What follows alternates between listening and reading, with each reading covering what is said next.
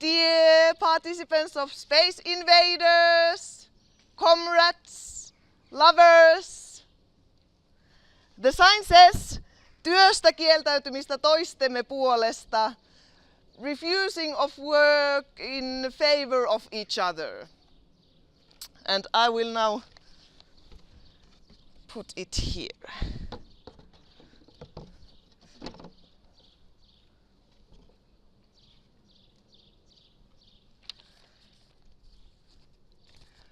I have come here to talk about work and the problematic nature of wage labor, as well as life outside wage labor. The subject concerns me personally because in 1 week I will be stepping out from the network of school into the working life. A new social status I will gain in the beginning of June will be an unemployed job seeker. So I have to face a new question about what work means and how wage labor is seen as the ultimate measurement of human dignity in the society. My point of view is openly political and questioning.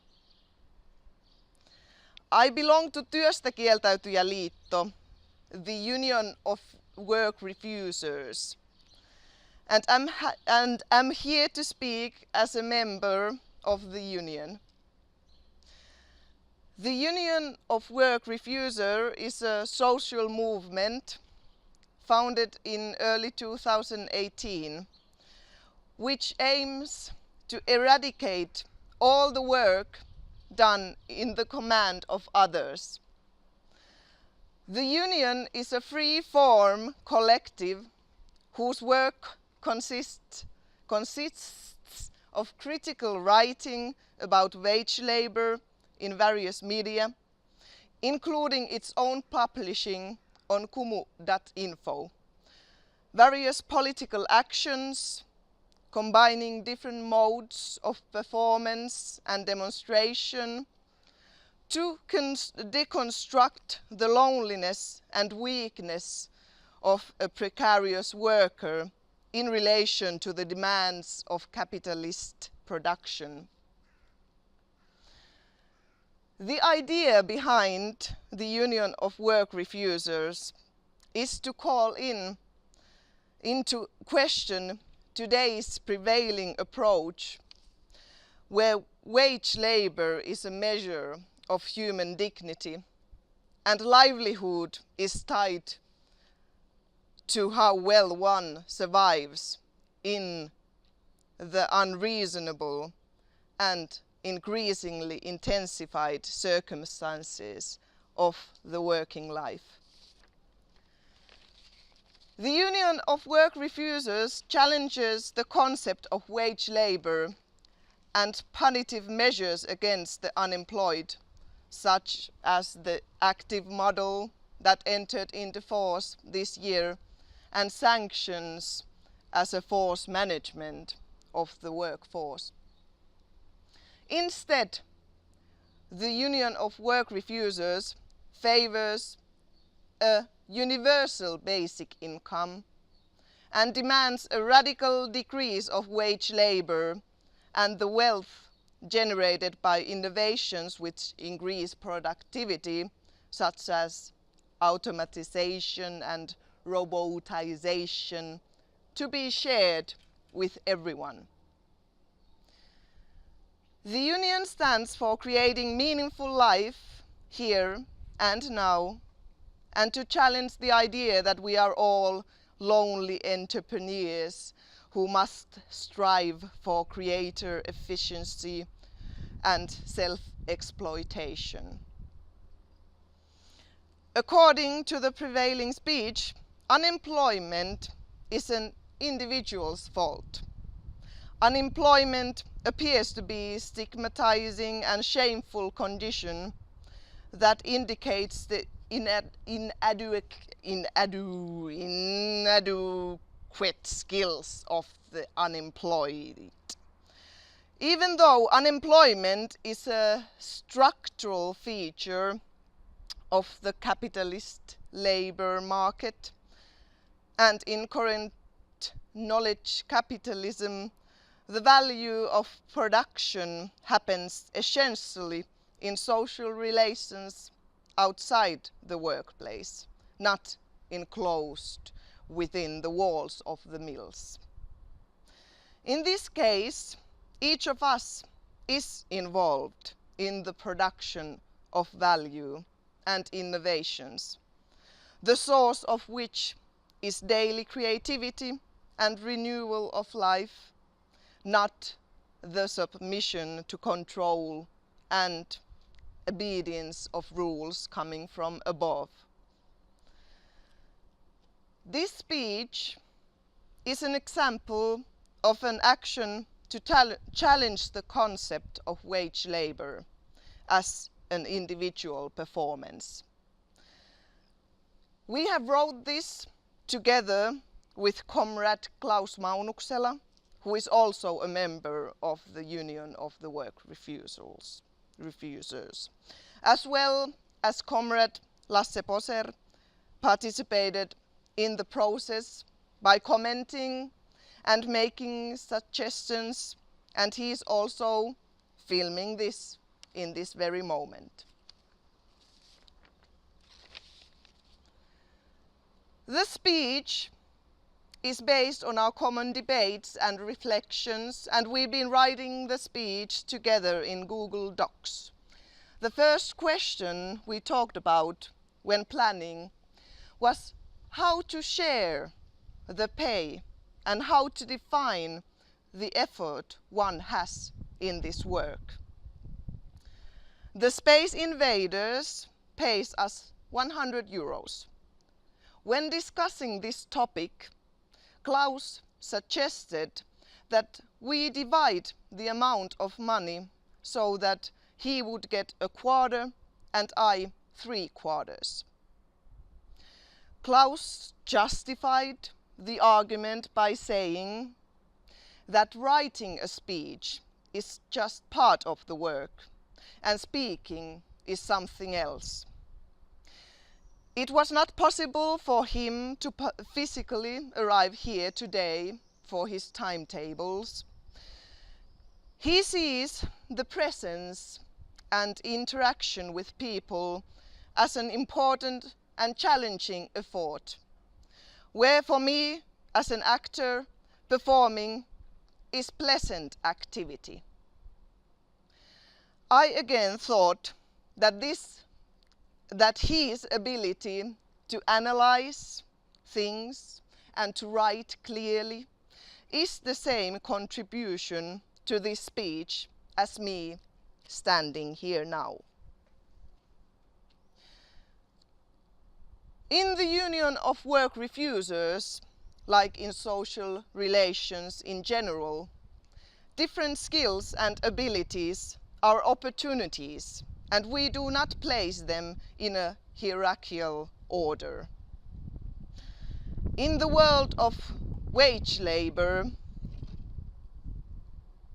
others' work is more valuable than others. Instead, we wanted to act as stated in the old maxim, according to their abilities, according to their needs. So, we decided to split the reward half to half. It is our way of recognizing the different abilities and needs of each other, and not to do random valuation between them. More important is solidarity and trust, not jealous control of our own interests. Another example of the one-sidedness of wage labor as a measure of human activity is invisible work and care, for which no wage is paid. Recently, a close friend of mine had a baby.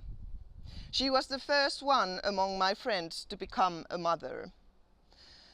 She created a Facebook Messenger chat group where the friends of the parents could commit to take care of the baby while the parents get some rest or time for themselves or for each other.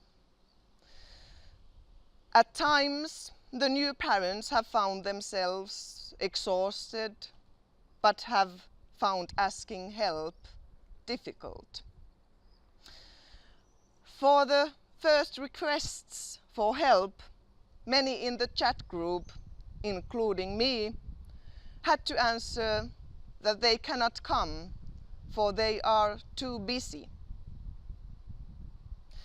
As a result of the basic income, our time spent on wage labor and job seeking would be released, for example, helping and caring of this kind. Another friend of mine, a mother of four, a 4-year-old in Madrid, recently told how the child has many adults around her, and they have set up a small community with their own school where they go on by the terms of the children and focus on matters of interest to them. As Judith Butler writes in the text, precariousness and grievability, when is life grievable? It is not that we are born and then later become precarious, but rather that precariousness is coextensive with birth itself. Birth is, by definition, precarious, which means that it matters whether or not this infant being survives, and that its survival is dependent on what we might call a societal network of hands.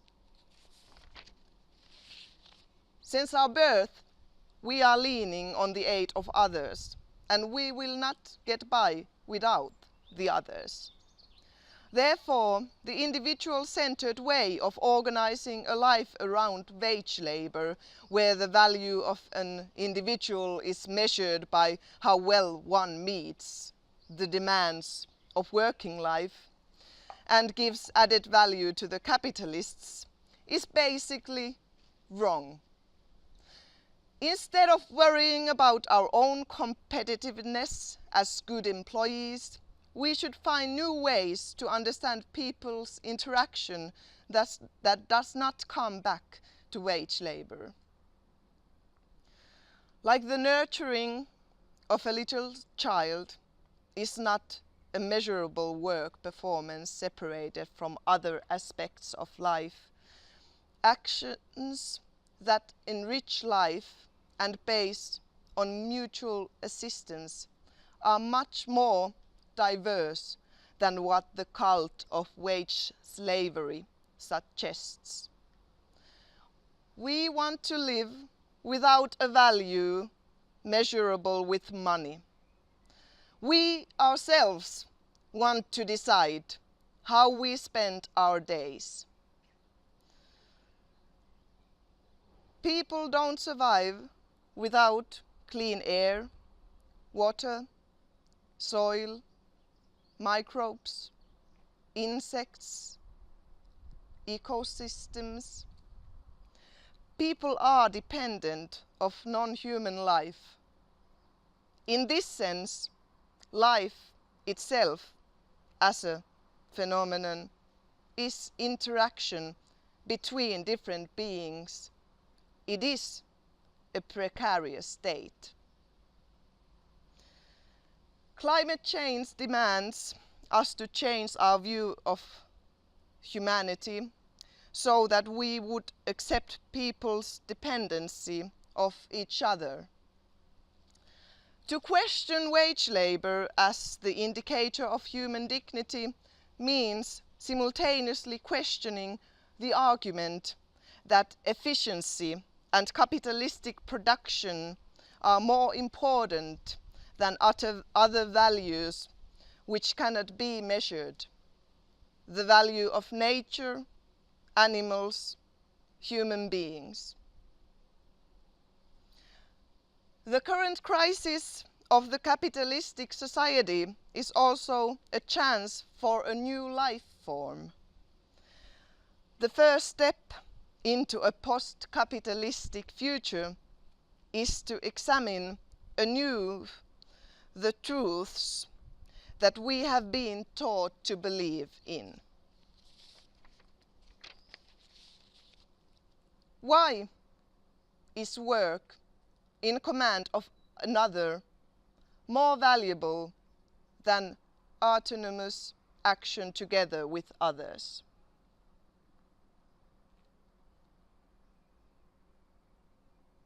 Why is somebody getting rich with our work?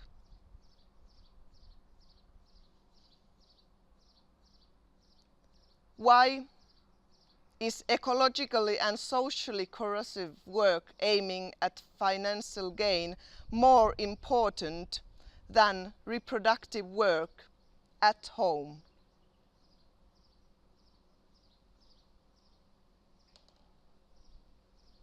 Why unemployment and living with the unemployment benefit is framed as something that would be degenerated moral, but living with capital income and getting money from options is normal activity.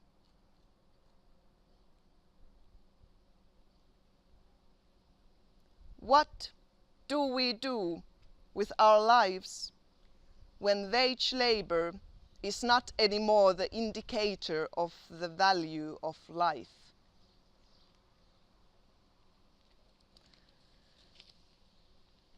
In terms of change, it is essential to create spaces where people can meet each other free from the pressure to produce. Spaces where people are not exploiting their social networks and creating new useful contacts, but where people can change the logic of acting together.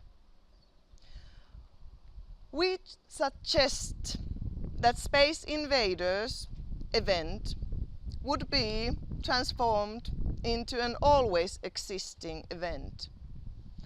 A space will be squatted in Helsinki city centre in order to be a collective space for precarious workers.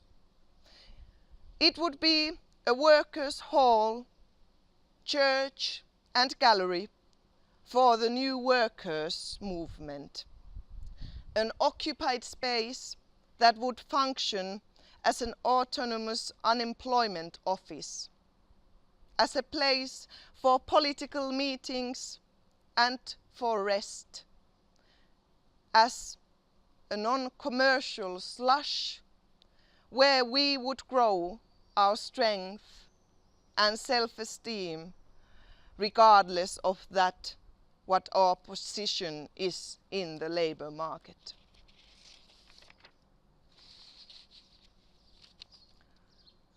Pressure to work might come from job center bureaucrats, employers, people close to us, or from our own head. The Union of Work Refusers encourages everyone not to work. At the moment, the Union of Work Refusers is writing a book about the history and present of refusing to work, which will come out in the beginning of 2019 and will contain also people's experiences of life outside wage labor. While waiting for a broader book, we have to offer a small self-publishing pamphlet, Texts for Work Refusers, in Finnish. Friends, comrades, lovers, space invaders, the future has already begun. Our task is to live it. We will fight until the sanctions are abolished.